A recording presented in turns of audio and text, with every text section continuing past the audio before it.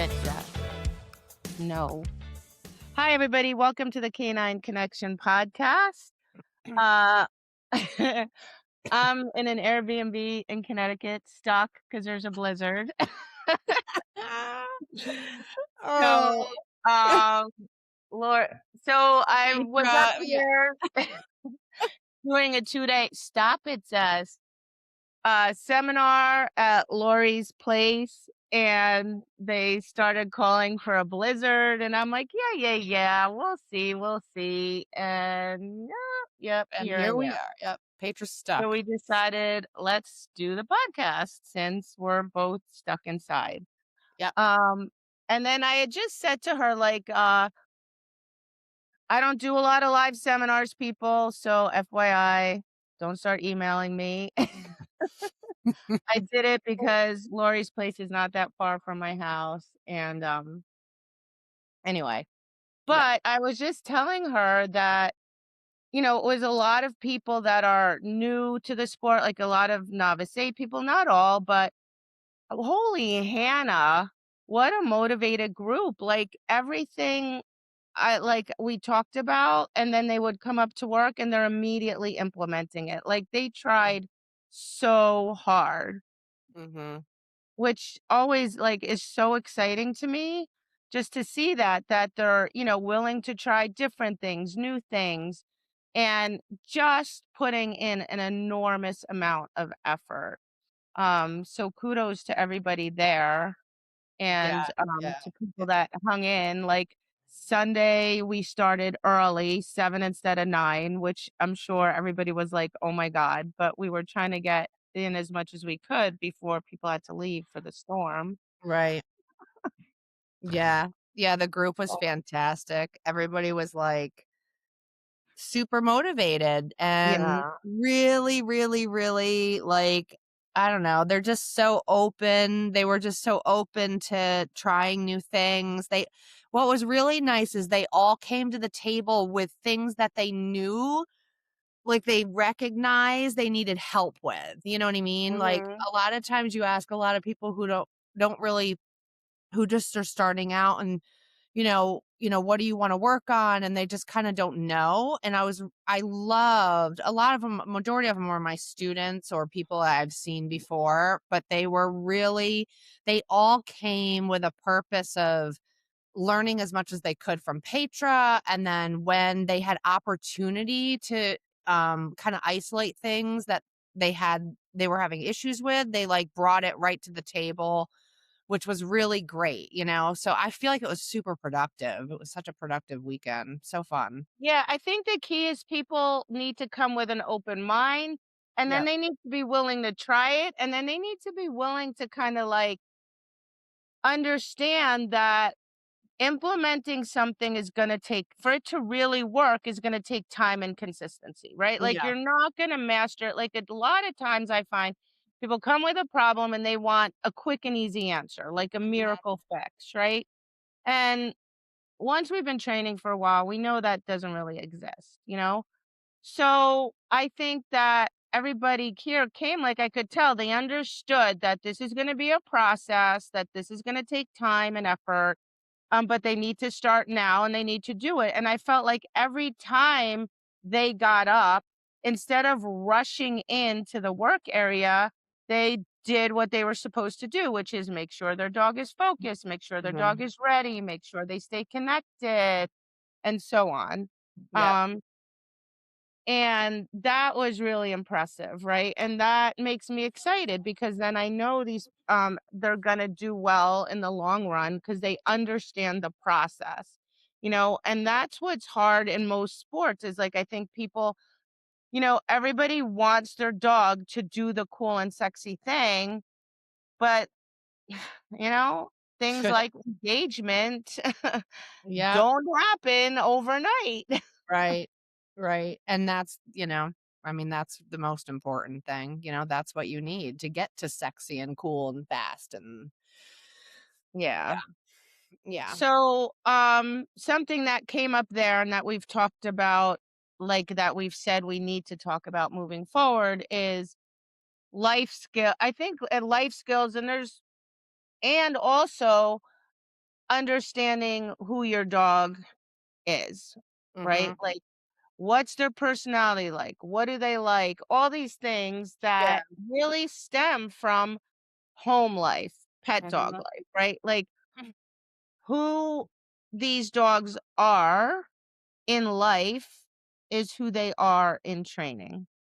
So if my dog in life is pushy and demanding and obnoxious and always trying to push the boundaries and a little independent, that's okay. That's who this dog is. That's also who this dog is going to be in training. Mhm. And I need to address those things in life and address them consistently in order for me to be able to train this dog, right? Like if my life skills are not in place.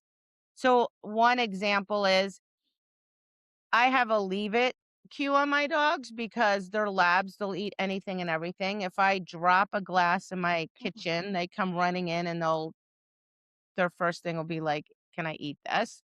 Or if I drop pills or anything like that. So I teach them a really strong leave it. So if I dropped food right now and I yelled, "Leave it," none of my dogs would touch it, right? Which means that if I'm training my dog and a cookie drops or there's some enticing smell on the ground, if I say leave it, my dog will immediately leave it and now I can train my dog. Right. But if I don't have a strong leave it in life, then my dog's going to smell something and that's super and reinforcing for dogs. My dog's going to blow me off. Mhm. Yeah. And the same goes for, all the things that are all the things like I consider life skills that are like detrimentally important are things that are safety issues. Mhm. Like that, like the recall, that's like the big one too is, when I say come, you need to fucking come, like no matter what. And that gets addressed. Like that stuff needs to get addressed in your pet life. You know what I mean? Like, so things like recalls or leave-its, like people who don't have those things solidly down in their training with their dogs, like when they come, to do lessons or training, competition, obedience stuff, that stuff needs to get ironed out in your pet life, right? Like, so if you see holes like that in competition obedience stuff, like you have to go examine what's going on in your pet life because that's where it needs to get ironed out. Like that's where it needs to be solidly trained, right? Because you Yeah. don't want to be, if you don't have like a with me, that's the other thing. Like when we move, you need to move with me when I tell you to, right?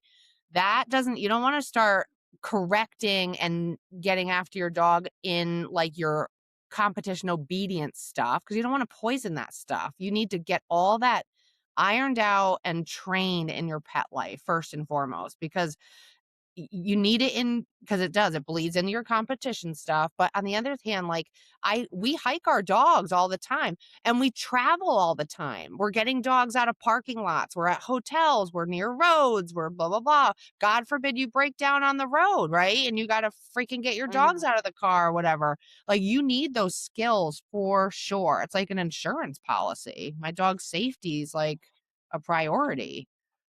Yeah, so I think so our definition, we should say, our definition of a with me is it's basically like an off leash stay with me, right? Hmm. So if you should, I say for life skills, people should be able to I'll ask students like, if your dog is off leash, can you get your dog from the car into the building 100% guaranteed safely? And if they say no, then that's a problem because your dog is going to be, no matter what sport you do, your dog's going to be off leash Hmm. and your dog can't leave you. Right. So Hmm. if a dog leaves somebody in training, then that's a hole in their pet skill. Like my dog should never leave me unless I say go. Like if Hmm. I'm off leash hiking and I say go run, they run. But if I call them, they come back. And if I say with me, my dogs, all three of my dogs will walk next to me in the woods so I Hmm. can walk past somebody or whatever until I say okay, and then they can run. And it's Mhm. the same thing in training. And why does that matter? Because if your dog could be the friendliest dog on the planet, but if your dog runs out of the ring and runs up to one of, depending on which dog I have, runs up to Zesty's face, guess what? We're going to have a huge problem because Right. Zesty is not going to take kindly to that. And he's going to be in the right because your dog should not be running up to my dog's face. Right. Mhm. So that's a big problem that needs to be addressed in pet dog training.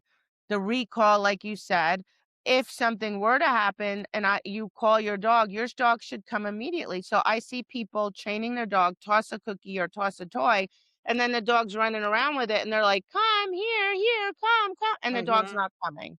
It's a Yep. problem. Yeah. That's a huge problem. And if your dog learns that your cues are optional, like if your dog's like, yeah, maybe I'll come, maybe I won't, why would your dog follow your competition cues? Right? Like if I run agility and my dog's like we and decides to go run around or visit people, that's a with me issue. Yep. That's a pet dog issue.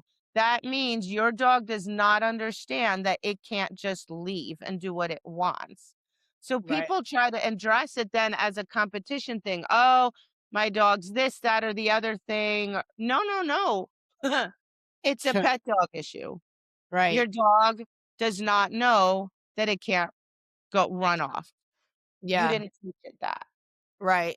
And, these things are taught when I get puppies, like these things are implemented immediately, because the puppies are with me on hikes. Like immediately they're going everywhere with me. They're going to dog shows. We're hiking. We're going here. We're going there. We're going to training facilities. Like, so they're with me. So they need that stuff put in immediately.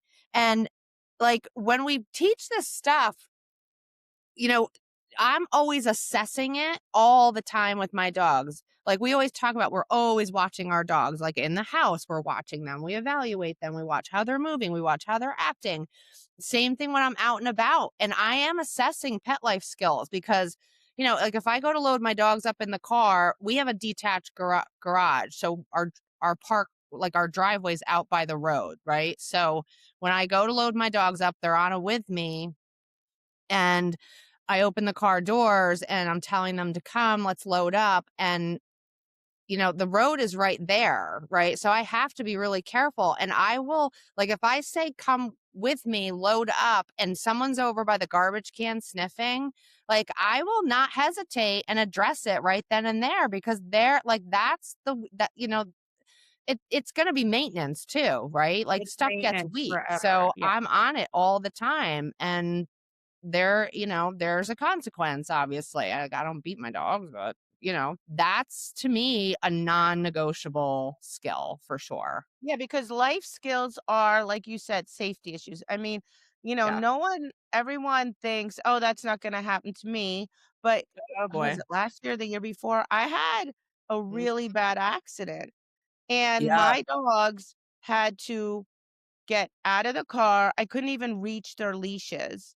Like I didn't even, ugh, Right. so they had to come out of the truck and sit there while I tried to get, leashes for them.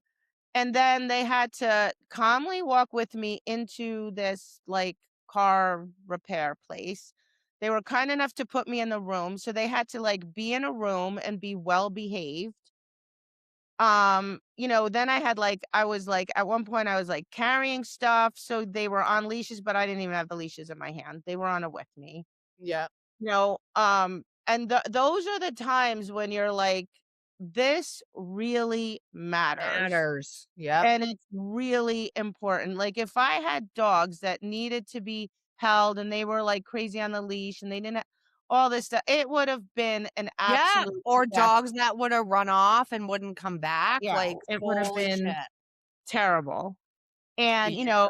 going in the hotel and this, that, and the other thing. So that's Yeah. all really important. But I think what happens is people have their dogs on leashes and they don't have these skills and they're like, it's okay because, I can manage them in my everyday life. And then they go into competition, training in whatever sport, and then they're having all these problems and they're handling these problems as if they were competition problems, and they Yep. don't get resolved because they're not competition. They're not just pet dog problems, they're also relationship problems, right?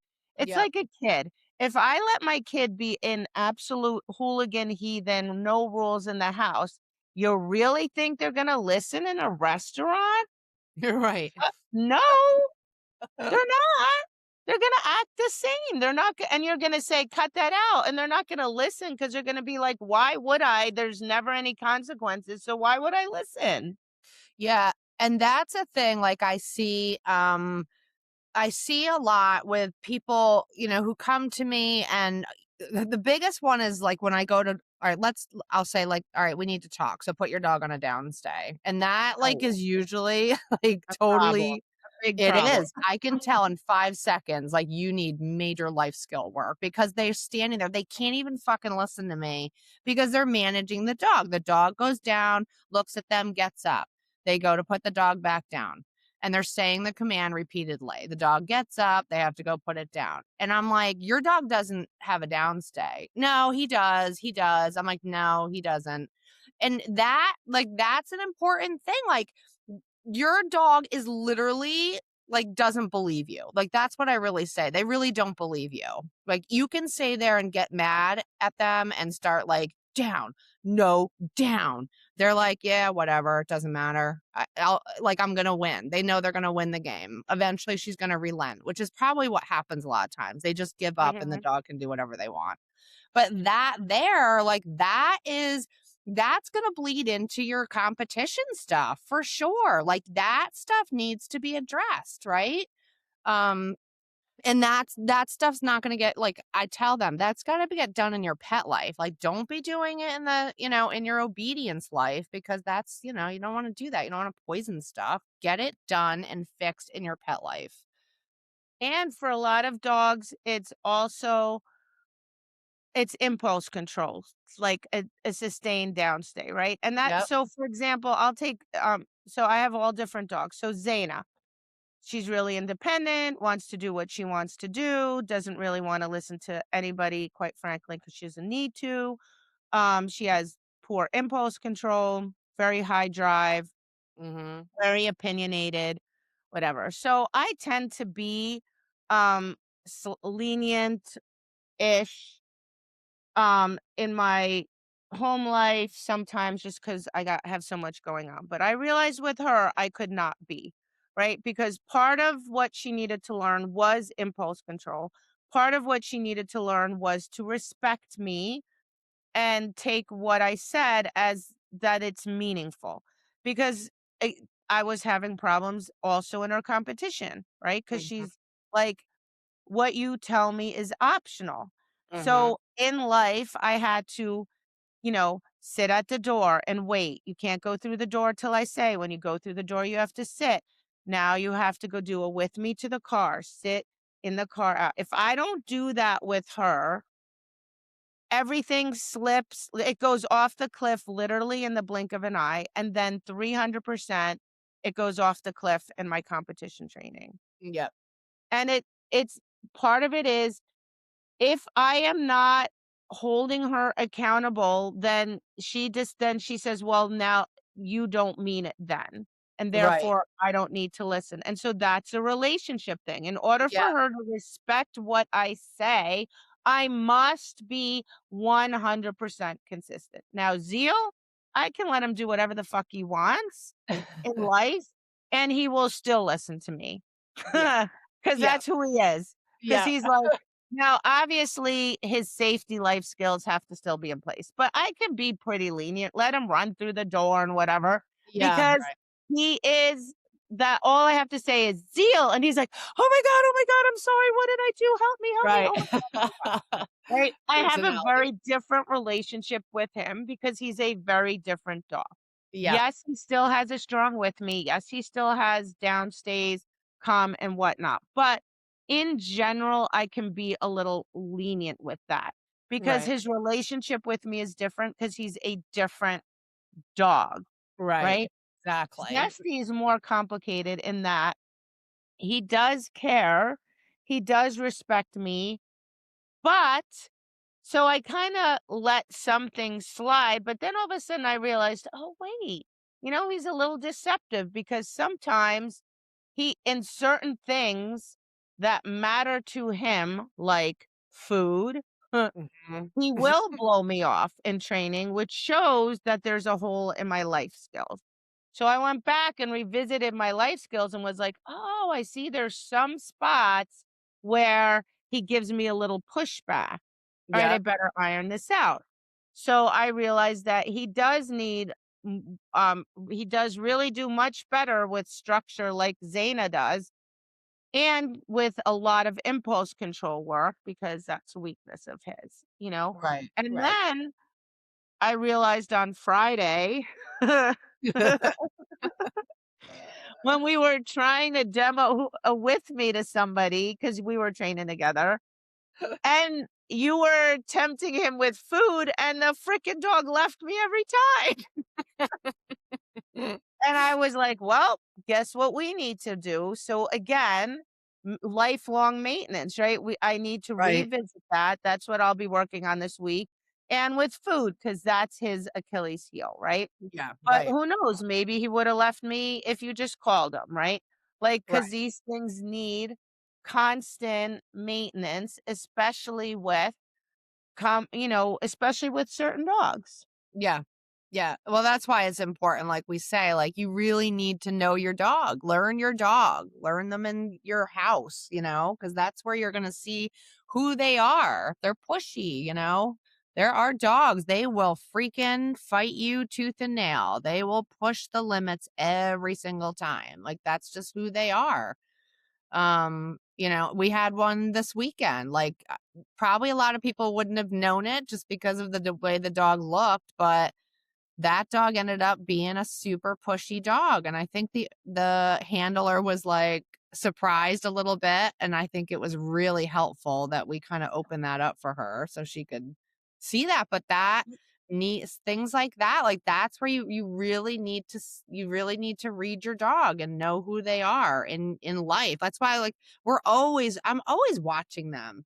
Like, I'm always assessing them, seeing who they are, what they do. I watch them with the dogs. They do a lot with they speak a lot, volumes of who they are, just interacting with the other dogs, how they interact with each other. Yeah, Um, I mean, like Zest yeah, that's a huge point. Like, how are they with each other? How are they with yeah. other dogs? How are they in the house? Like, I think people really struggle back to this person that you mentioned. I think there was more than one where like Yeah.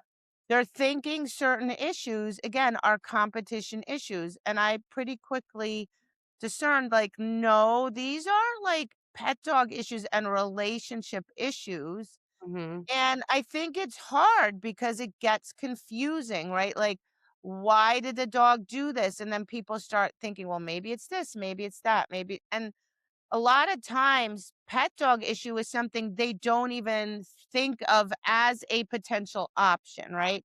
Mhm. Or they're like, oh, this dog is doing this because it's this, that, or the other thing. And it's like, so yeah, it goes back to observing really objectively who they are in life and what are they doing in life and how are they acting, right? Like Mhm. I told them when Zaina was like 7 or 8 weeks old, like I have an acre fenced in.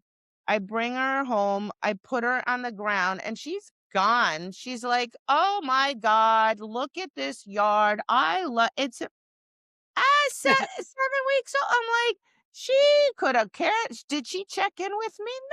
No." She's like, "Oh my God, I'll be back in a couple hours. I'm gonna go check this place out." And in that moment, I said to myself, like, "Okay, this is a very independent dog that's Mhm. very confident, that is capable of entertaining herself. Therefore, when I train her, I am going to have to present things that are so highly reinforcing to her, like insanely highly reinforcing to overcome her ability to just entertain herself. And that is absolutely the case.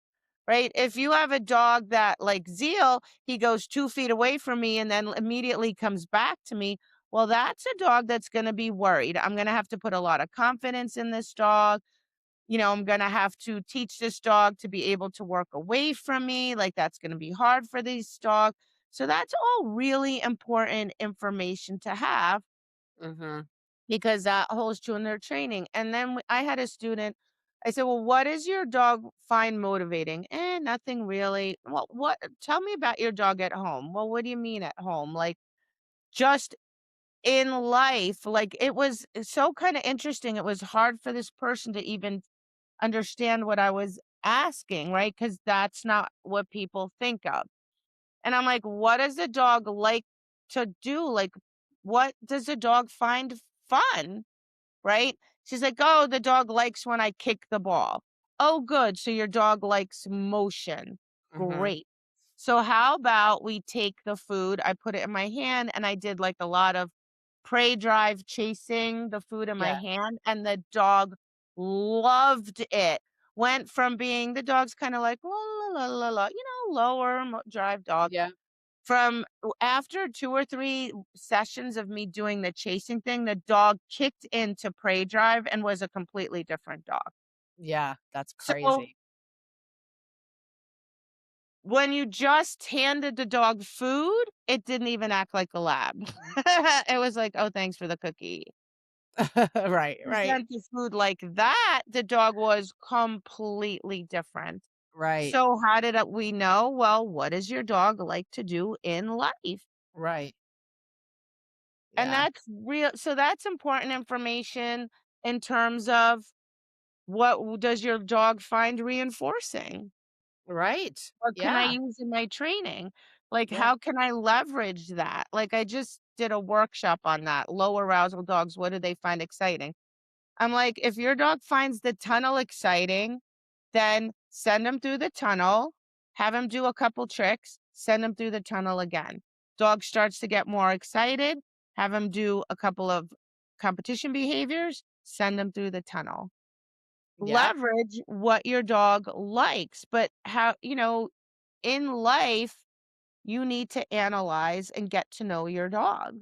Yeah. Super important. Really important. Yeah. I mean, I like that's all I do. I'm just always watching them, watching how they interact, whether But we're in you're the also house. watching them from an objective lens, like as an Right. observer.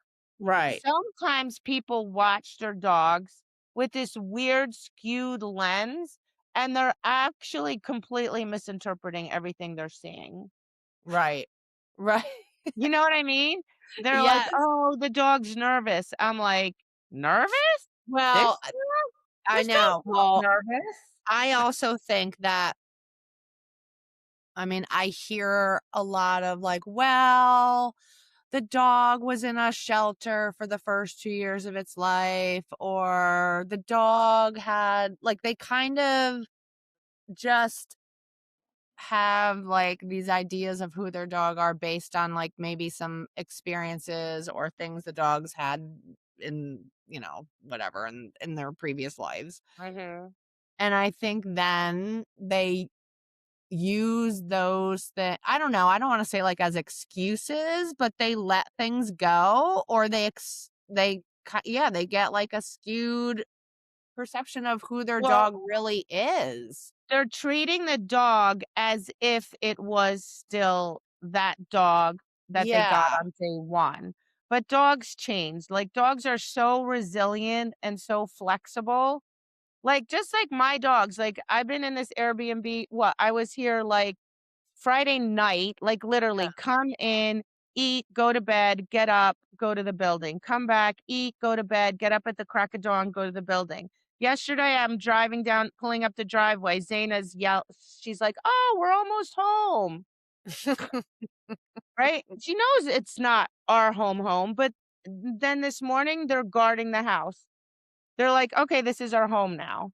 Right. Like, I was walking around going, "God, they're so resilient." Like, they Yeah. just adapt. Adapt. Like, they're Yeah. not like, "Oh, I'm so sad." Like, no, they're like, "Oh, we're home. Yeah. Okay, cool." And so people will often go, like you said, like, "Oh, my dog used to be."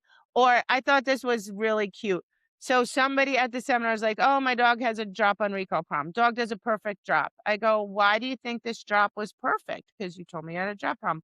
"Well, because we've been working on it really hard." I go, "Well, you fixed it. It's not a you don't have a drop problem anymore.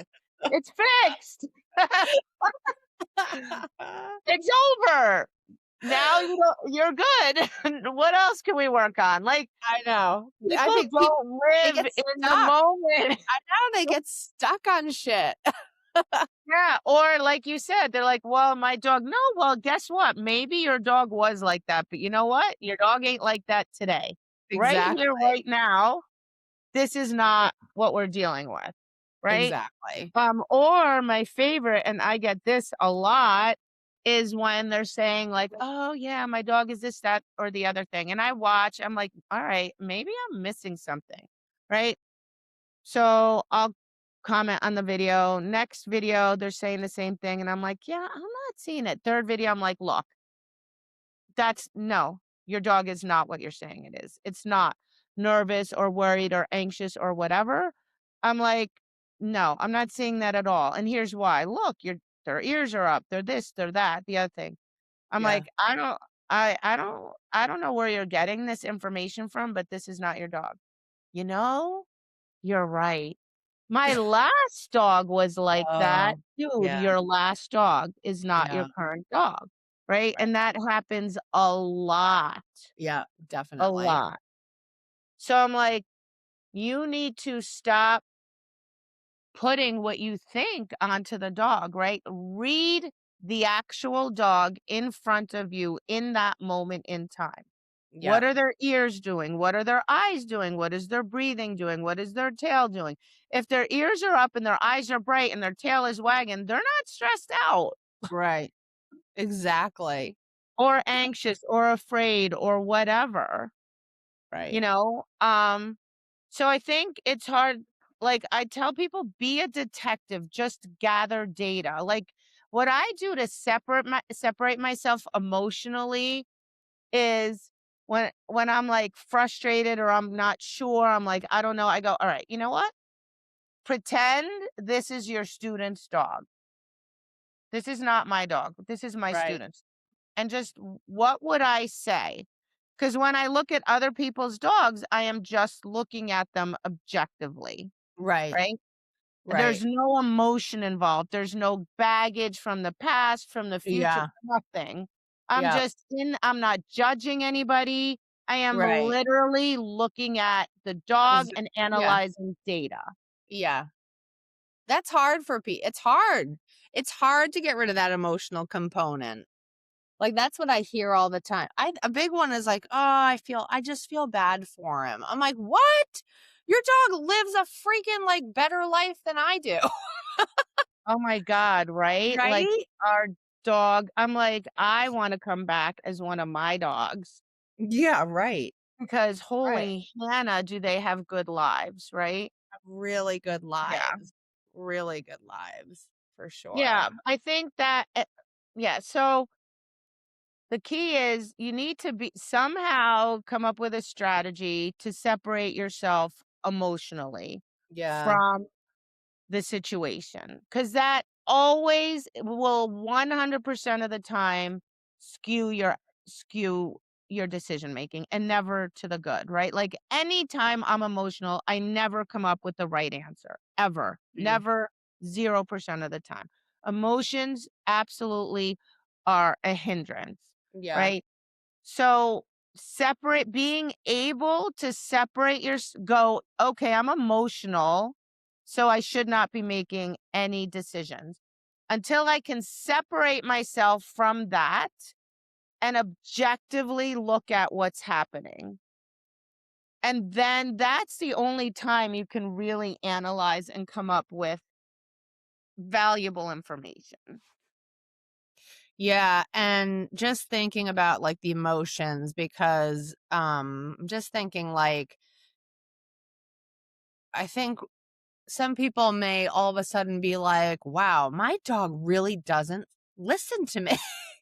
Like, you can't then get angry and, like, you have to teach these skills, right? Like, that's up to you. You're the one that got the puppy. You're the one that got the dog. Like, it's up to you to train your dog, not just for competition stuff, but also for life skills. So you can't then go like, wow, my dog really doesn't listen. My dog really doesn't recall, and then like hammer down on the dog. You can't do that either. Like, make sure you stay on like when I have to deal with some of my pet life skills, like if there's a weakness or a hole where I'm like, oh, wow, I don't think I really taught that well enough.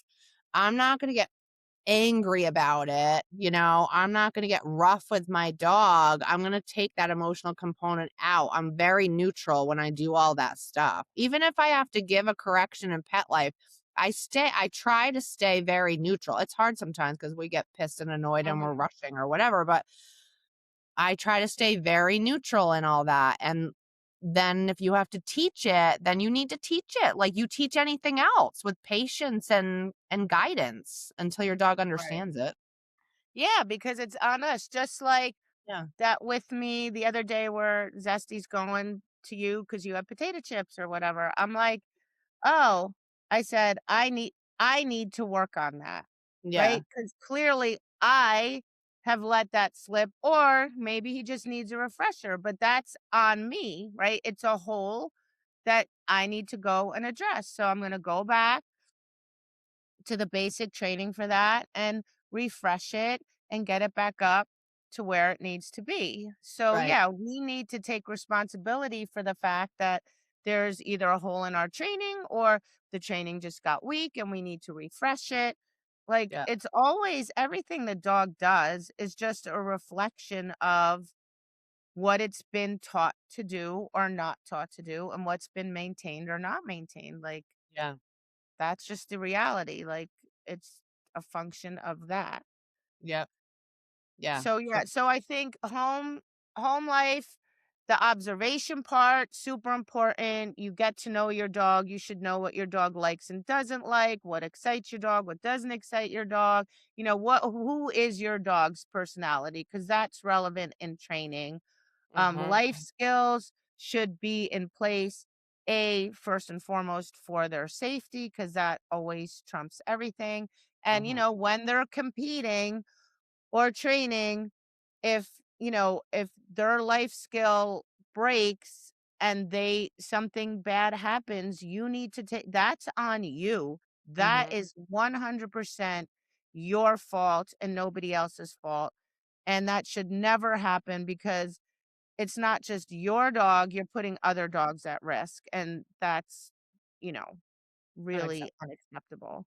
Yeah. Um, and if at some point in your training, if you're struggling with something, asking yourself if this is a life skill issue should be on the table, right? Like you should ask yourself, hmm, could the underlying cause be a weakness in either a life skill and or in um like just a hole in our relationship, right? Where Mhm. like if I sit here and say to my dogs right now in the house, come or down or do something and they're not responsive, why would they be responsive when when I'm training and I say, "Come on a recall or down." Like, Right. a cue is a cue is a cue. Yep. Yep. So For sure. sometimes when people say, like, "Down, down, down," in a competition or a, competition skill training scenario, maybe that's a life skill relationship problem because your Yeah. dog doesn't respect your cues, not because the dog's a jerk, but because you're not consistent. Right.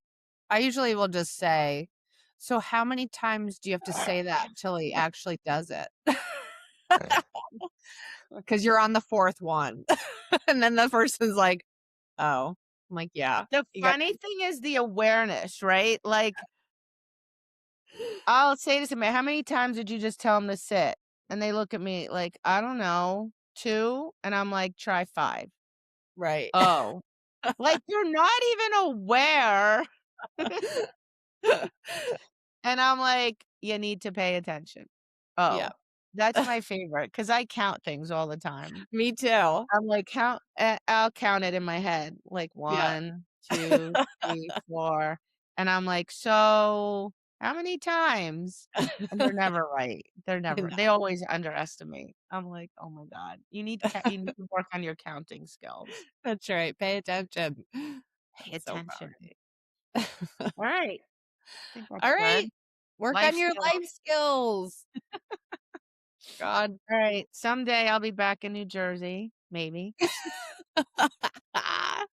Hopefully. All All right. right, thanks Thanks, everybody for everybody. listening. Bye.